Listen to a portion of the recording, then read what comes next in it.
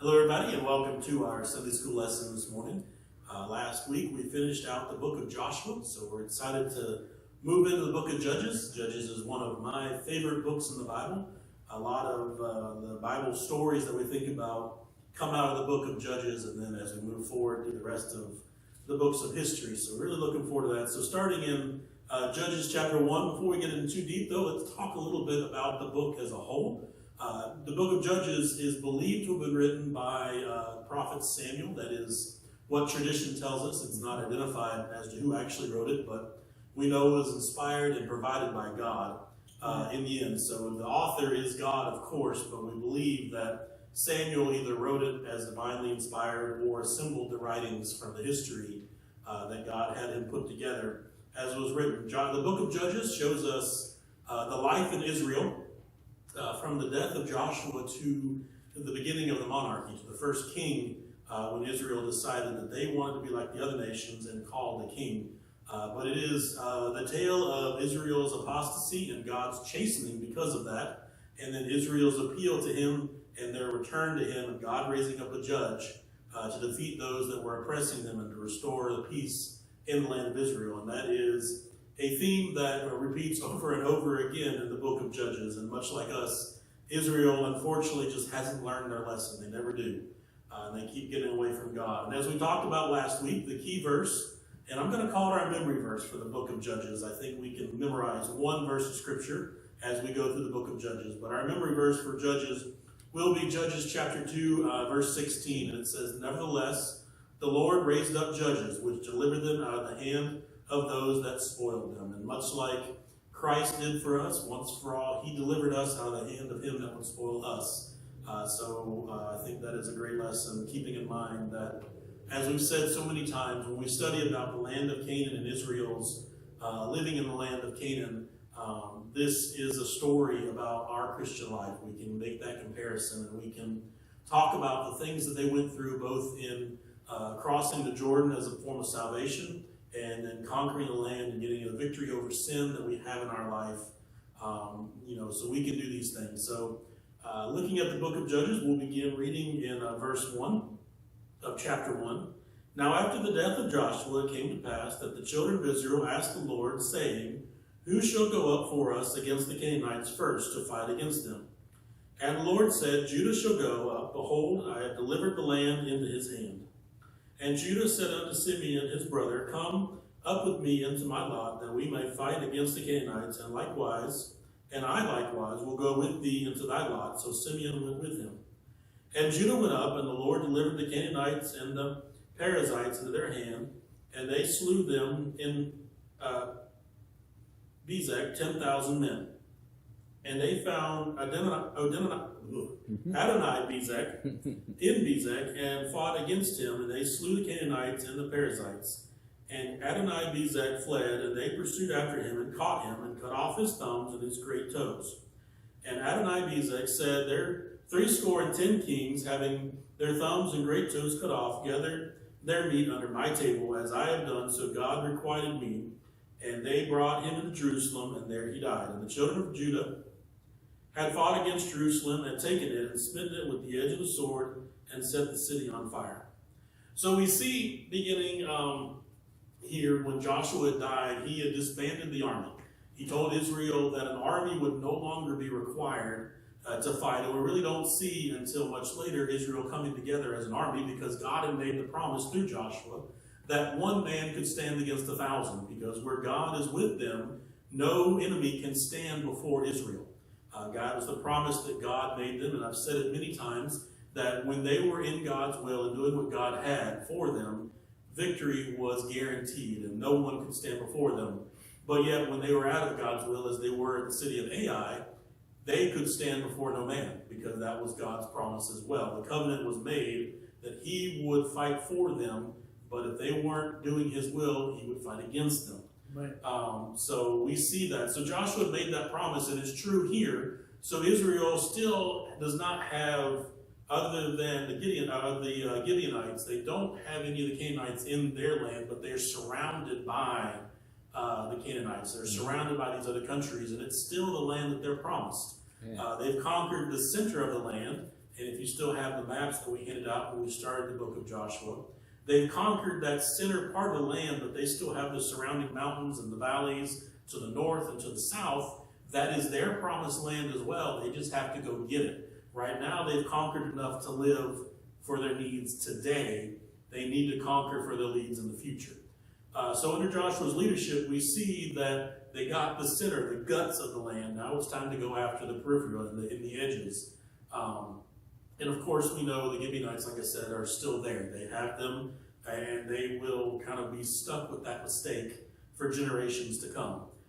So we see that Israel starts by asking God, which is good. They're starting with God, saying, who needs to be the first of our tribes to go and fight against the Canaanites? Who needs to continue the work that Joshua started?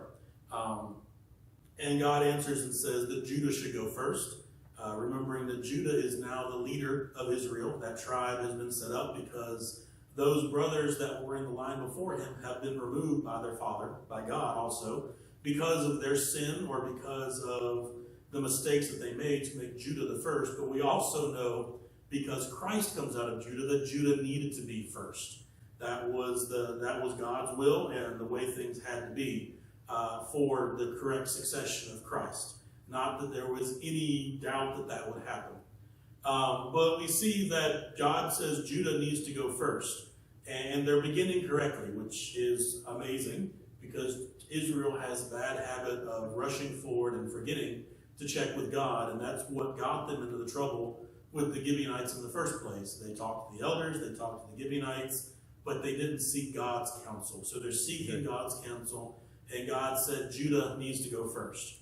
Judah turns around. Remember, again, if you're looking at the map, the lots that were drawn, the tribe of Simeon is like a blob in the middle of Judah. They had gotten their land in Judah's land, mostly because, if you remember back in Genesis, when Jacob was blessing his children, Simeon was the tribe that he called out for their sin against their father and for the shame that they brought, that they would be scattered and without a place. So they ended up inside of Judah, and they never are a strong tribe. And Simeon it disappears over the years because that promise was fulfilled, and that blessing, or if you want to call it a curse, was fulfilled, that they would be scattered and really have no place. But Judah asks Simeon to participate, to come help us with our lot, probably because they're closest neighbors, and part of that. But also, I like the picture of the fact that Judah was the largest and most powerful tribe. It was the biggest, it was the strongest. This is the tribe of the kings, as we'll see eventually, and this is the tribe of Christ. So they were the leaders here. They were the leaders just by their example. At this time, now that Joshua's died, Israel doesn't have a proclaimed leader, a person that is in charge. God is in charge of Israel. They are a theocracy, and God is leading them. He has not raised up another person like Moses or like Joshua to be that single point of leadership, because each tribe has their elders. Each tribe has their judges, and that term judge is different than the one that we're talking about in the book of Judges.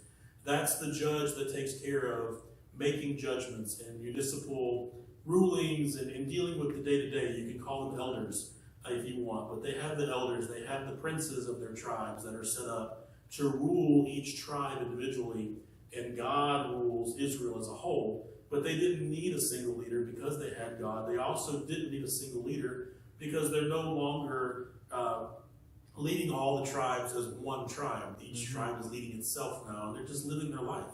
And each tribe is going to go out and should go out and do the work of conquering their area as God calls them to. So Judah, being the most and strongest tribe,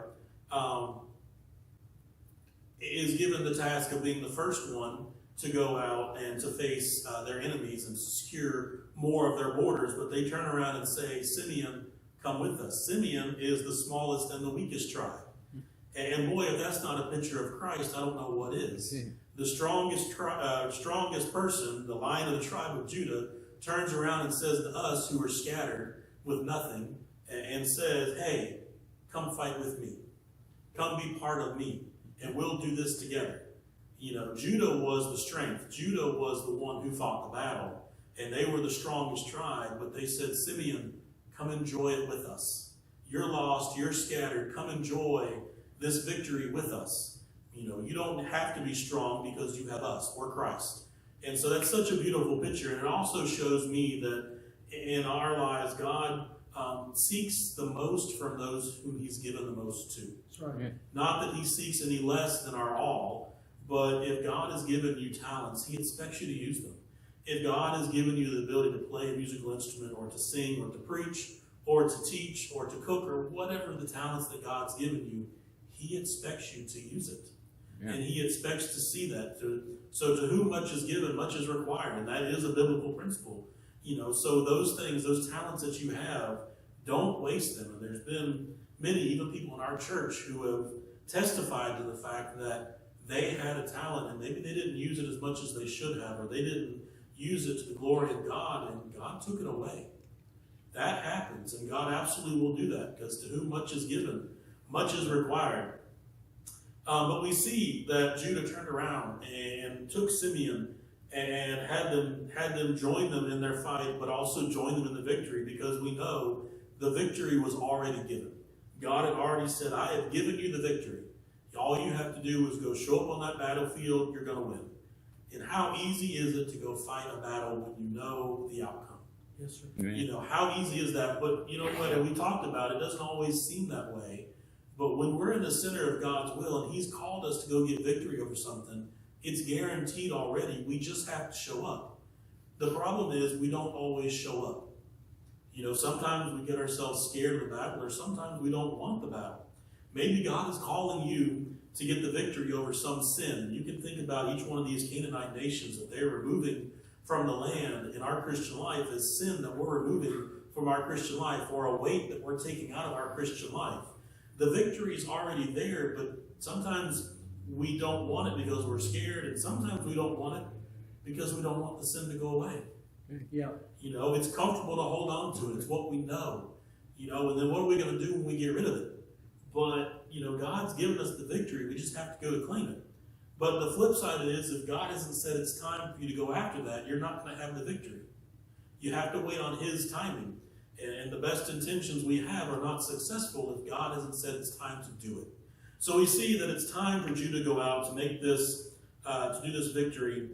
And God's already given them the victory over it. They just have to show up. They just have to claim it. And as we've said before, if God has called you to go do something, and maybe it's to witness to that person in the checkout line from 6 feet away, or maybe it's to call a loved one that needs help or is going through a struggle. Maybe it's God telling you that you need to give somebody $10. Whatever it is that God has laid on your heart to do, he's going to make it possible, and he's going to give you the victory in that. And maybe your bank account's at zero, and all you've got is that $10 in your pocket. But if God says that $10 needs to go to somebody else, then he's got something for you. He's going to take care of you, because the victory is there. It's promised. He's never going to ask us to do something that he hasn't already provided for. He's not going to ask us to go witness to somebody that he's not already worked in their heart. And perhaps you're not going to see them come to know the Savior, but you can rest assured and have faith in the fact that you've just watered the gospel. And you've added the water that seed would grow. And that's our part. We don't always see every fruit come out of it, but we know that if God has asked us to do it, a victory occurs, always. Yes. So we see the Judah here, they've gone to fight this battle against these people, against the Bezek, and Adonai-Bezek is the king. And so they fight these battles, and God delivers them over 10,000 men into their hands that they slew that day. And they captured Adonai-Bezek. And it talks about here that they cut off his thumbs and his big toes. And if you've ever tried to hold a sword or anything, you can't hold a sword very well without a thumb. The one thing that sets us apart from monkeys and most of the apes is the fact that we have an opposable thumb where they only have fingers. And so that allows us to grip and to twist. It's also one of the biggest reasons why anyone who says evolution is true isn't, because there's no reason to grow these unless you have a need for them. And monkeys don't have a need for twisting and for building and for doing that kind of work. work. Right. That's not how God designed them to do it. And so they would have never naturally acquired this because they don't write and they don't swing swords and they don't use tools that make a thumb necessary. And so just logic tells you that evolution would not be true. But he could cut off the thumb and the big toe. The big toe, if you've ever had an injury on your foot or lost a toe, it's amazing how something as small as even losing your pinky toe can make it very hard to maintain your balance. The big toe even more so, because when you walk, you push off on your big toe. It helps you maintain so much balance. And so for a man of war to not be able to hold a sword, not be able to hold a bow properly, or to throw a spear, and not to be able to run and charge into battle and have stability as they fight and as they pivot, would have been a great shame. I mean, this was the ultimate shame. And it sounds cruel. It sounds very cruel that God would have Israel do that. But if you keep reading, it talks about the fact that in verse 7, Adonai-Bezek says, 70 kings, so 70 kings, having their thumbs and great toes cut off, gathered meat under my table, as I have done, so God requited me. And so we see that this is done to him, but it's God giving punishment for punishment. He had 70 kings eating at his table. This was not a friendly gathering. The meaning here, or the intent behind it is, basically he had these 70 kings with their thumbs and their toes cut off. They're still kings. He's basically made them his servants, his slaves, and kept their land enslaved to him as well. Basically, he's holding them hostage at his kingdom, at his castle or city, making them eat under his table while the countries and the cities they represent are servants to him. He has put them under servitude by holding their king hostage. He's basically forcing them to continue to lead their people as his figurehead.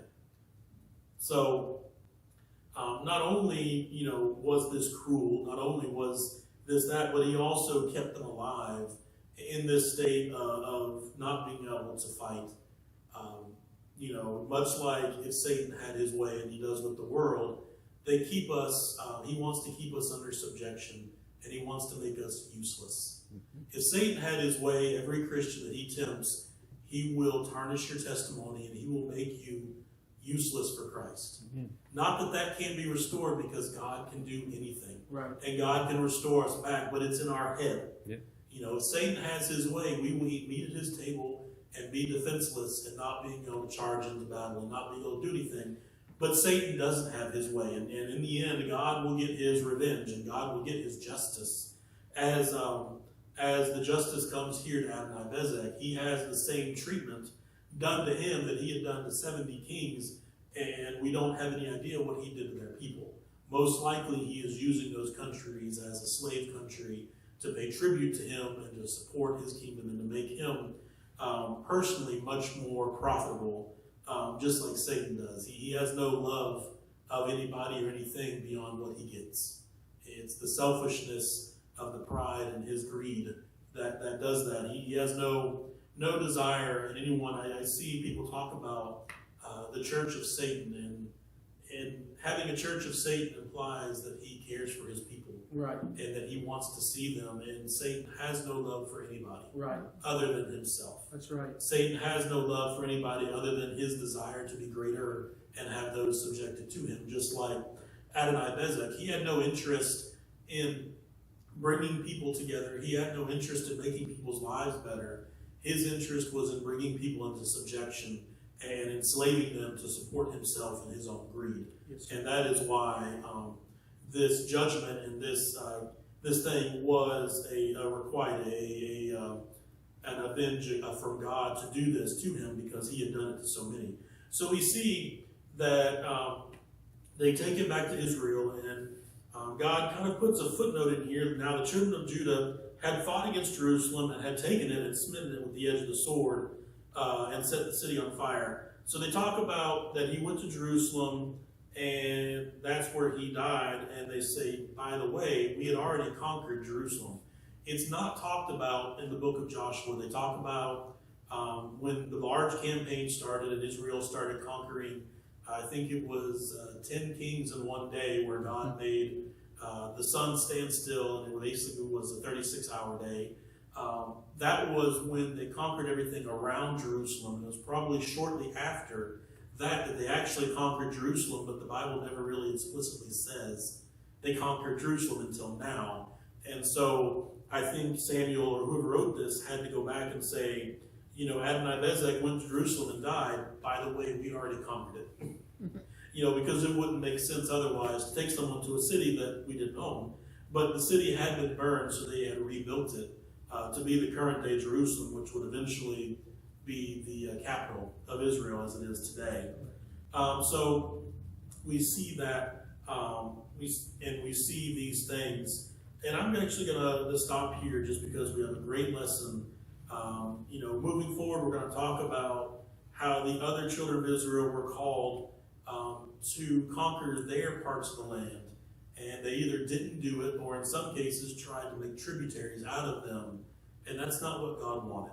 Right. We see Judah was faithful to God. We see Judah did what God called them to do, and the victory was given to them as they've kind of conquered their enemies, and they've gotten the victory over the sin, because that's what we're comparing it to, that's here. God is giving the victory, and just like in our life, if we have something we need victory over, we need to first seek God out and say, how do I get the victory over smoking, or using bad language, or not being kind to other people?